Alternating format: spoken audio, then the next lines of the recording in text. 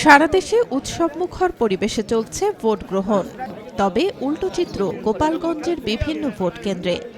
সেখানে ভোটারদের উপস্থিতি নেই বললেই চলে।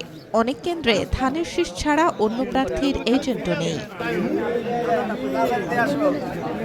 গোপালগঞ্জ ৩ আসনের টুঙ্গিপাড়ার ডিমাডাঙ্গা টুঙ্গিপাড়া সরকারি উচ্চ বিদ্যালয় কেন্দ্রের প্রিজাইডিং অফিসাররা জানান, ভোটার উপস্থিতির হার শূন্যের কাছাকাছি, অথচ এখানে মোট ভোটার ২,৫৪০ জন।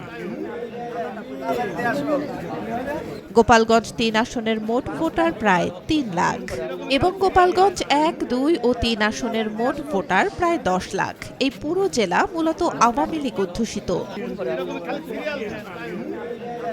গোপালগঞ্জ ৩ আসন থেকেই সাবেক প্রধানমন্ত্রী শেখ হাসিনা নির্বাচন করতেন এবং আওয়ামী লীগ যতবারই নির্বাচনে অংশ নিয়েছে ততবারই তারা এই আসনে বিপুল ভোটে জয়ী হয়েছে।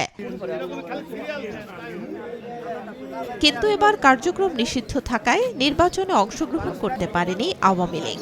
তাই ভোটারদের মাঝে দেখা দিয়েছে অনাগ্রহ। ধারণা করা হচ্ছে সময় গড়ালে ভোটারদের উপস্থিতি বাড়বে।